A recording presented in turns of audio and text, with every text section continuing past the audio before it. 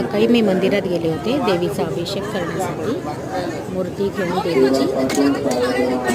आज आणि उद्या सुद्धा अभिषेक करू शकतो, तर आज मी अभिषेक करायला आलेली आहे।